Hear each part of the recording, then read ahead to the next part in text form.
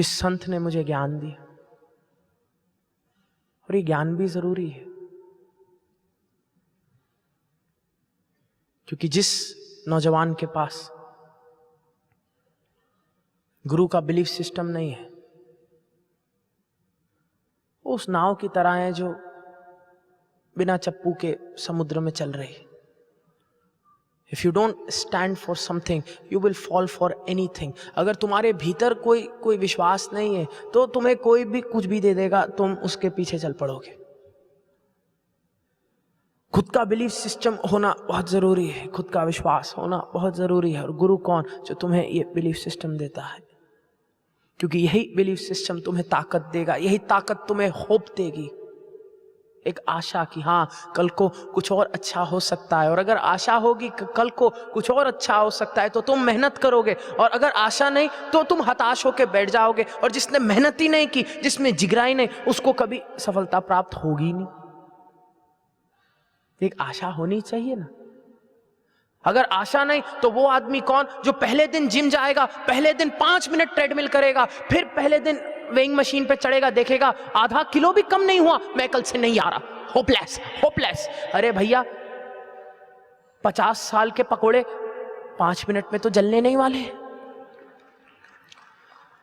अगर हर बार 2 मिनट भागने के बाद वेइंग मशीन पे चढ़ गए, कितना कम हुआ? तो सबसे पहला क्लू तो यही होना चाहिए, वेइंग मशीन ही नहीं दिख रही, तुम्हारी तोंद इतनी बड़ी है, रुक जाओ रुक जाओ, मेहनत करो, आशा होनी चाहिए,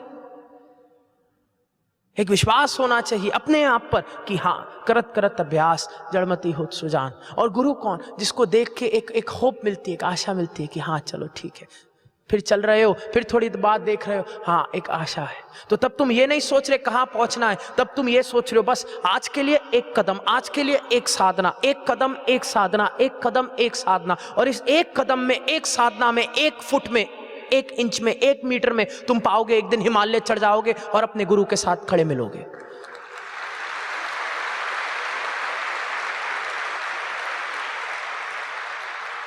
लेकिन जिसका विश्वास ही नहीं, वो अटका रहेगा मूल प्रकृति FAP, बस इसी में इसी में इसी में, पहला कदम ही नहीं लेगा, बोलेगा भगवान आएंगे लेके जाएंगे। वो ऐसा आम का पेड़ है, ऐसा आम है पेड़ में लटका जो बोलेगा मैं कभी उगूंगा नहीं जब तक धरती मेरे पास नहीं आती। अरे भैया गिर, धरती ना आएगी तेरे पास, तुझे पेड़ छोड़ गिरना होगा। और माना थोड़ा डर लगता है क्योंकि मेरे सारे सज्जन आम मेरे बगल में है, ये पेड़ ने इतनी खुशी दी है, और अब तुम कहते हो टूट के गिरूं नीचे अंधेर में और फिर सड़ूं। और गुरु कहता है हाँ मैं यही चाहता हूं। और कुछ लोग बोलते हैं अरे ये गुरु तो पागल है, मुझे तोड़ने की बात करता है। और वो ये नहीं समझ रहे कि जब ये गिरेगा नीचे, जब कर्म की परतें सड़ेंगी, तभी तो भीतर का वृक्ष बाहर आएगा। हाँ जी ना जी, आम बने रहना आसान है, कोई भी आम बना रह सकता है। तुमने कितने जीवन जिए आम बने बने, आम आए आम गए, कभी भी तुम्हारा मुरब्बा नहीं बना। अचार की तो बात ही नहीं करेंगे, आम ही थे। अब तो थोड़े खास हो जाओ, अब तो इस जीवन में एक मौका मिला है, थोड़ी साधना, थोड़ा विश्वास, क्योंकि एक बार छलांग मार दो फिर तुम्हें कुछ करना ही नहीं, फिर गुरुत्वाकर्षण अपना काम अपने आप करेगा, फिर चिंता ही नहीं, क्योंकि फिर एक ही जगह जाओगे, बुम नीचे जमीन पे। फिर ऐसा नहीं कि रास्ता भूल जाओगे, गलत टर्न ले लिया तो ना जी ना, तुम्हें बस छलांग मारनी, फिर सीधा एक ही रास्ता है, दुम नीचे गिरोगे। जो सोचा था जीवन के बारे में, जो जंक नॉलेज मुझे दी गई थी लॉजिक ओरिएंटेड, वो लॉजिक जो खुद ही हर 10 साल में बदल जाता है। जब मैं छोटा था मुझे बताया गया प्लूटो प्लैनेट है, अब बोलते हैं नहीं है, मैं कहता हूं ठीक है, मैं कौन सा छुट्टी मनाने जा रहा हूं वहां पे। हर 10 साल बाद खुद तर्क बदल जाता है।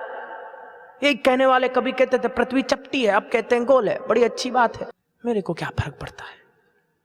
यही कहने वाले कहते थे कि पृथ्वी के आसपास सूर्य घूम रहा है, अब कहते नहीं सूर्य के आसपास पृथ्वी घूम रही है, फिर कहते ना जी ना हमारी सोलर सिस्टम भी कहीं ना कहीं घूम रहा है। तो बड़ी अच्छी बात है, मेरे को कौन सा सर पे तेल मालिश करनी है कि घूम घूम के पृथ्वी थक जाएगी। ओए चक्कर आ रहे हैं मेरे को, कहने की बात है।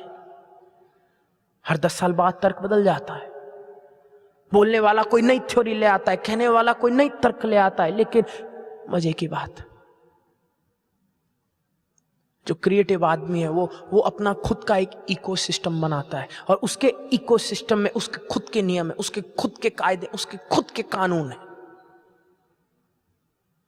हर सिद्ध, हर संत, हर शिवयोगी का एक खुद का माइक्रो इकोसिस्टम है। वो मैक्रो इकोसिस्टम है बाहर वाला, लेकिन वो कहता है मैं अपना खुद का एक माइक्रो इकोसिस्टम बनाऊंगा, चाहे बाहर कलयुग क्यों ना हो, मेरे इकोसिस्टम में सतयुग है।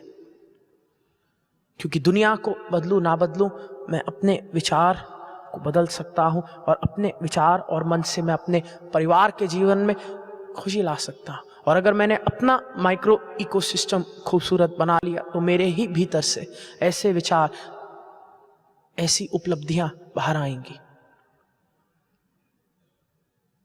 जिससे मैं दुनिया का भला कर सकता हूं।